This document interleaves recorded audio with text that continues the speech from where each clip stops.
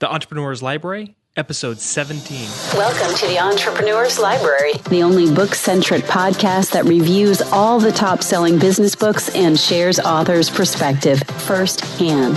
This is your resource to finding the next great book that will enable you to grow personally and professionally. Welcome your host, Wade Danielson. Thank you for joining us on the EL. Today we have Josh Linkner, author of The Road to Reinvention. Welcome, Josh, and thank you for joining us on the Entrepreneur's Library. Thanks so much. Glad to be here. Will you take just a moment to introduce yourself and tell us just a little bit about you personally? Sure. So my name is Josh Linkner. I am a four-time entrepreneur. So I've started, built, and sold 4 technology companies over the last 20 years. I currently run Detroit Venture Partners, where it's a venture capital firm investing in early stage and tech companies here in the city of Detroit. I'm also the author of 2 New York Times bestselling books. One is called Disciplined Dreaming, a proven system to drive breakthrough creativity. And my most recent work is The Road to Reinvention. And it talks about driving disruption and accelerating transformation.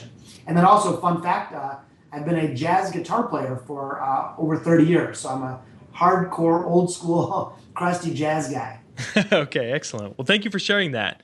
Now let's jump right into your book that you were just discussing, The Road to Reinvention, which was made available for purchase on May 23rd, 2014. Josh, we're going to move quickly here, but we're going to go through some of the top questions that our listeners would love to get answered. And the first one is, what was the inspiration behind writing The Road to Reinvention? I saw so many great brands fall. I saw brands like Polaroid or Oldsmobile or Circuit City and Borders Books, and realized that they didn't need to. I mean, those were once great organizations that failed to reinvent. They didn't take the stewardship of that brand seriously enough, and ultimately many people suffered. So to me, it's one of the most common pitfalls and one of the easiest ones for both organizations and individuals to really fix is how do you go about a proactive reinvention process on an ongoing basis to make sure that your brand or yourself retain relevancy and enjoy sustainable success. Okay, great. So what makes your book different from others regarding the same topic? There's a few things. One is, having reinvented myself several times career-wise, but also I've been on the front lines of the launch of over 100 startups. So I see how startups think and how they work to dislodge the old guard and bring in the same ferocity to readers on reinvention.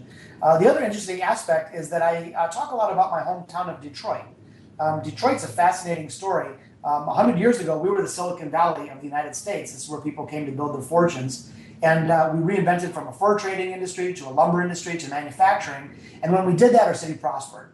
Then we stopped reinventing in the 50s, and we felt we were untouchable, and we were enamored with our own success. And as a result, our city crumbled. And now, once again, we're reinventing ourselves, and things are starting to go great again. So I follow the arc of that story, and it's a very powerful metaphor for us all that if Detroit can rise from the ashes and reinvent itself here in these challenging times, that really is very inspiring for all of the readers as well. Okay, now that we have a little bit of the background behind the book, can you take us through a deep dive? And it doesn't have to be chapter by chapter, but can you take us through and really give the reader an excellent idea of what it's all about? Sure. So I really start by making the case for reinvention. It's hard because many of us feel uncomfortable with change. We become, kind of set in our ways, and we become. There's this myth that success is a permanent condition. In other words, we've arrived at some level of success, and that will last forever. But really, success is a temporary condition in the context of many external factors that today are changing at a rate like none other in history. So one of the scariest things that we can do is stand still, rest on our laurels, and allow someone else to come disrupt us. It's much more productive and fun, certainly, to be the disruptor instead of getting your clock cleaned, as they say. So it's a call to arms for organizations, for communities, and certainly for individuals as well. And so once we really make the case of why reinvention is needed, why it's important to think of it as an ongoing process rather than a once a decade endeavor, we talk about the reinvention ethos. What does it mean philosophically to be aligned? How do reinventors think? What are they obsessed with? And we get people in the mindset very quickly. From there, I take people on a very practical journey, and one that systematically breaks down an organization into 6 key areas product and service, which is the obvious one, reinventing what you offer to customers. But we go way beyond that. How do you reinvent your processes or your internal approaches to work? How do you reinvent your culture? How do you reinvent your sales and distribution model? How do you reinvent your customer experience? So we break a business in our organization into several areas and help readers with some very not only inspiring stories, but very practical tools, lay out a roadmap on how specifically to reinvent those areas of the business. And then the last two chapters, we have a lot of fun because we now move into personal reinvention. And in this case, we talk about how do you reinvent your career and sharing examples of people who've reinvented their career in many fun ways.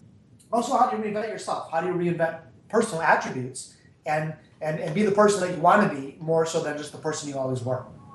Okay, excellent. Very good. Thank you for taking us through that. Sure. If the reader could only take one concept, principle, or action item out of your book, what would you want that to be? And I know that can be difficult since there's a lot of good content in there, but what would you want that to be?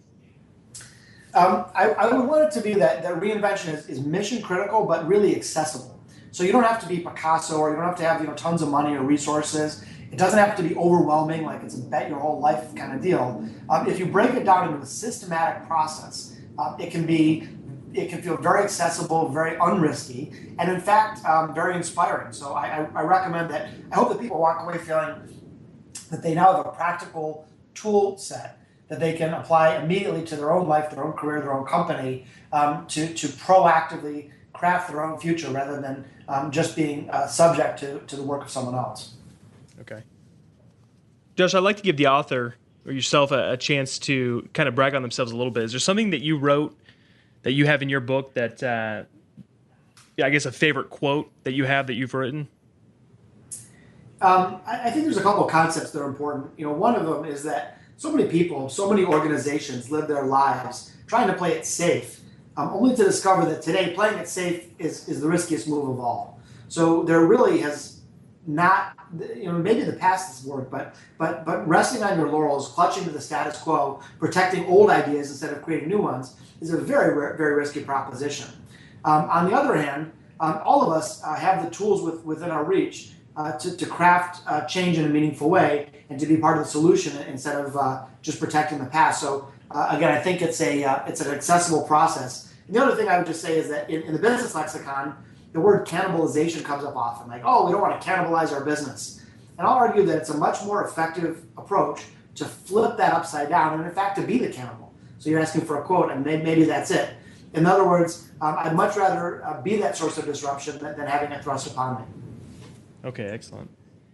And this last question is just obviously our listener base is full of readers. What is one other book besides one that you've written that you would recommend that is a paradigm shifting book that you think they should read? I'm such an avid reader. It's of course very, very difficult to narrow it down to one book. But one that maybe is less traditional from a business standpoint is The Monk Who Sold His Ferrari, Robin Sharma. I thought it was a really important book, and it didn't talk so much about certain business techniques, but talked about how to make yourself a better person and how do you prepare yourself to embrace success. Okay, excellent. Now, Josh, on the first book that you actually wrote, Disciplined Dreaming, is this somewhat of a sequel to it? Is it kind of a 1-2 punch? It's not so much a sequel, although they are very complementary.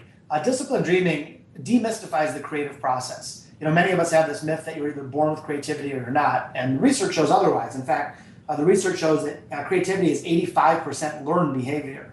And so those of us that feel that we're not creative are actually have enormous creative capacity if we develop those skills. So the book really helps readers connect with their inner creativity and help nurture that within their colleagues and teams and companies. And because really what's happened is that creativity has become the currency of success in these challenging times. It's the one thing that you can't outsource, and it's the one source of sustainable competitive advantage. So that book is all about building and harnessing creative energy. And The Road to Reinvention, they do work well together. They're both sort of in the same lane of innovation. But this talks about much more of the specific proactive process of crafting the next leg of your journey. It's funny, the word turnaround and reinvention are often used synonymously, and they're very different concepts. Turnaround is generally reacting to negative things and adversity. And in a turnaround, people clamp down and they batten down the hatches and they stop R&D, and it's a very survivalistic effort. Whereas reinvention is something that happens early and ideally from a position of strength. And that is much more in line with the creative processes that I talk about in disciplined dreaming. Okay, gotcha. And is there another one? I know this one just came out, and I know how difficult books can be to write, so maybe this is a sore question, but is there already an idea for a third book in the future?